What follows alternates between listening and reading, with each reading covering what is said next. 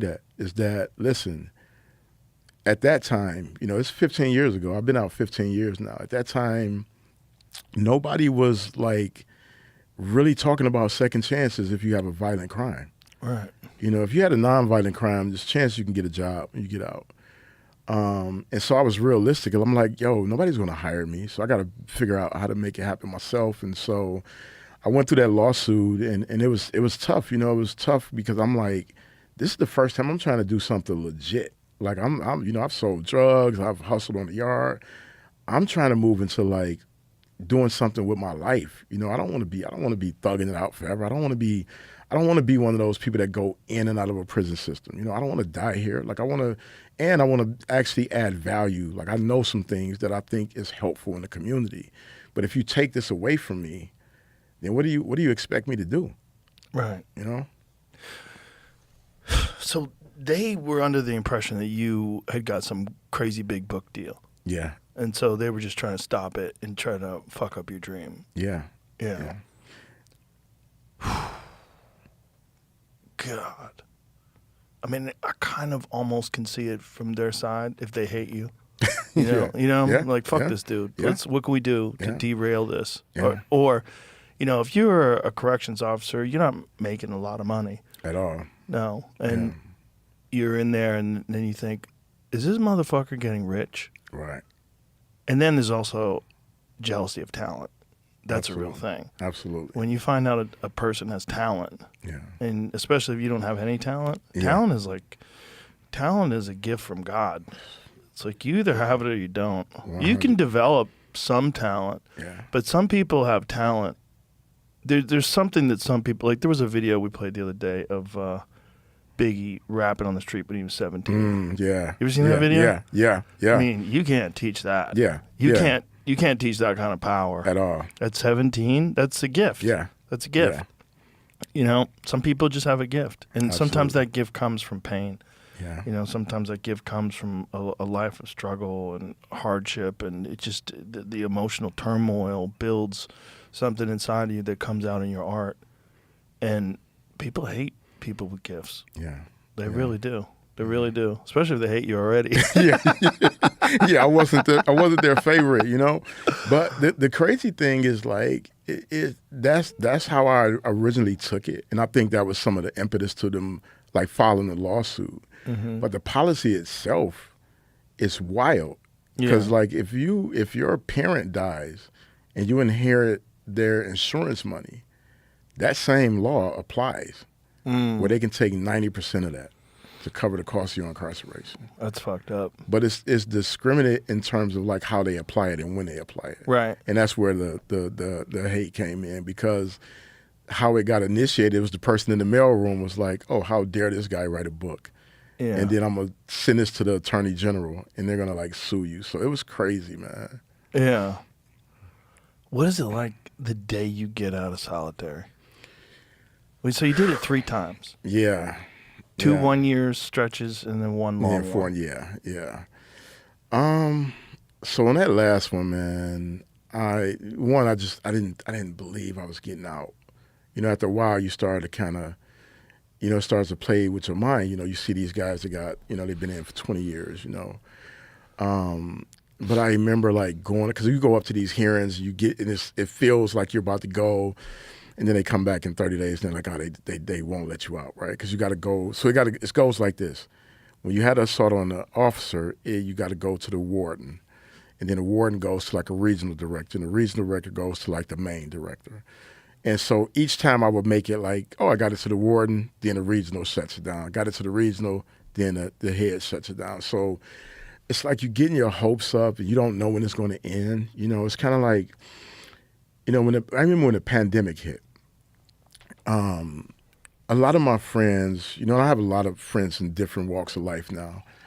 A lot of my friends reached out to me and was like, how do we help people navigate these tough times, right? The isolating feeling of being in the pandemic. And what I told them, I was like, the hardest thing that we're all going to grapple with is uncertainty of not knowing when it's going to end. And that's exactly what happened, right? It's like, all right, everybody's going to go into lockdown, and then on April 30th, we're all free and clear. There's like, nope, we're going to stay until March. Nope, I think we should stay until June. Nope. You start to lose that orientation because you can't put your feet on solid ground. That's what it's like in solitary. You just don't know. But way worse. Yeah, Obviously. the extreme of that, right? Yeah. And so when it finally happened, I remember telling the guys on the tier, I was like, if they ever let me out of here, I'm gonna stroll out like George Jefferson. and so the wild thing was like that last year in solitary. So they have these guys come over to the cell block. They like clean up. They pass out the food trays. So they usually come from the protection unit. The last year they stopped letting them guys come in because it was just creating too much conflict. Because they was like, they got beef, now you over here, and guys are trying to get to them, so it was crazy.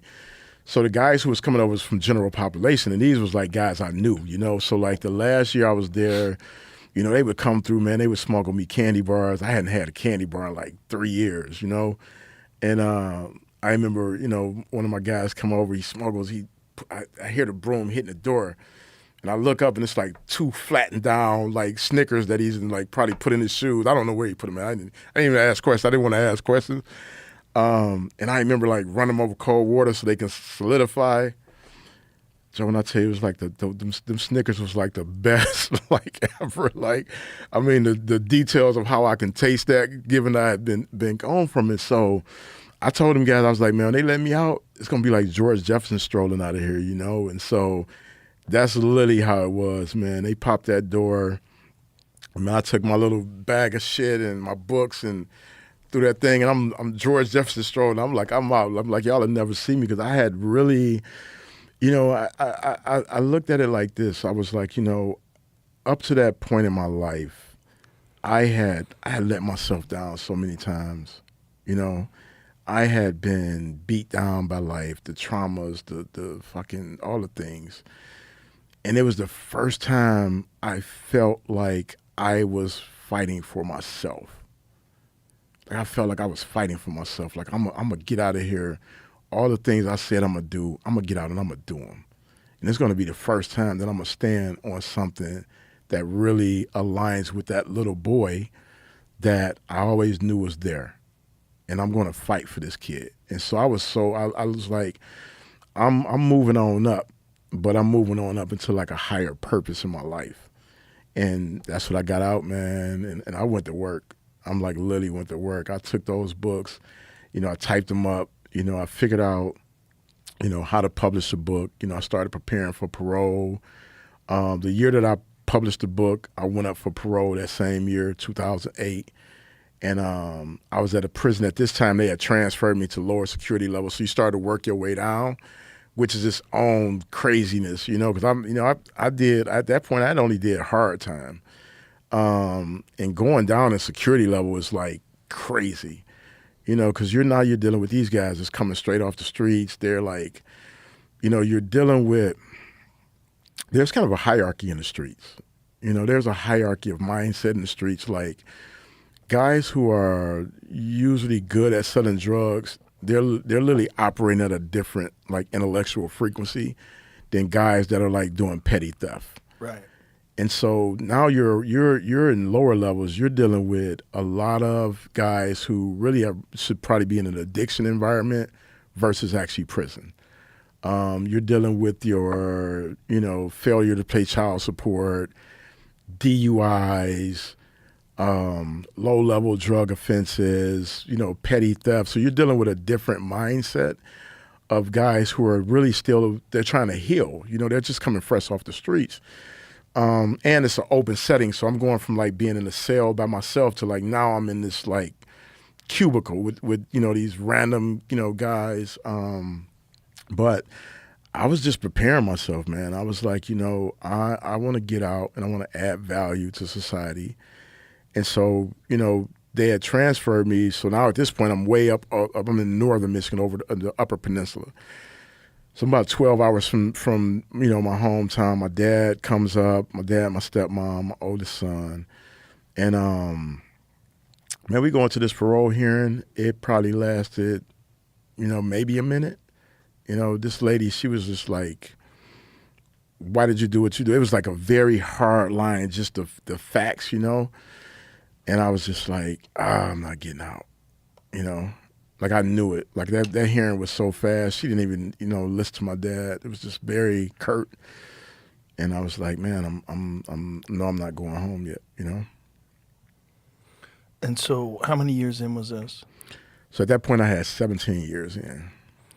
And how much time do you have to wait before you could apply for parole again? So technically, it can be anywhere from 12 months to 24 months. They give what's called a flop or a passover. So they gave me a 12-monther, and usually you go back within about 10 months of that to go back to the same process again. And sometimes